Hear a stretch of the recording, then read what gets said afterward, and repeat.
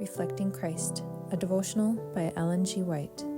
The New Covenant Promise, February 23rd. This is the covenant that I will make with them after those days, saith the Lord. I will put my laws into their hearts, and in their minds will I write them, and their sins and iniquities will I remember no more. Hebrews 10 verses 16 and 17. It is the Creator of men, the giver of the law, who declares that it is not his purpose to set aside its precepts. Everything in nature, from the mote in the sunbeam to the worlds on high, is under law. And upon obedience to these laws, the order and harmony of the natural world depend. So there are great principles of righteousness to control the life of all the intelligent beings, and upon conformity to these principles, the well-being of the universe depends. Before this earth was called into being, God's law existed.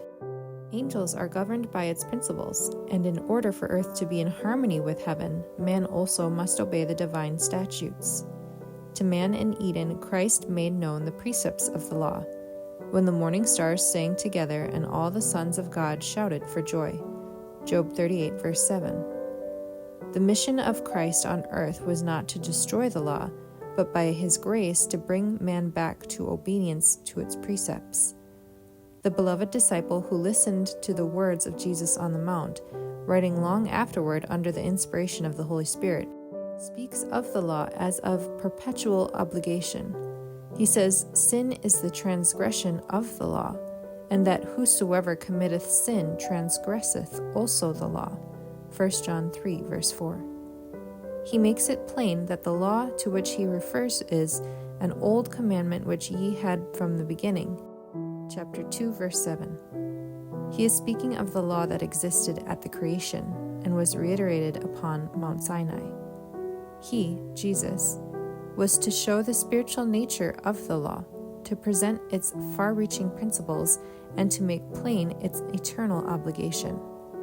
The divine beauty of the character of Christ, of whom the noblest and most gentle among men are but a faint reflection, of whom Solomon by the spirit of inspiration wrote, "He is the chiefest among 10,000, yea, he is altogether lovely."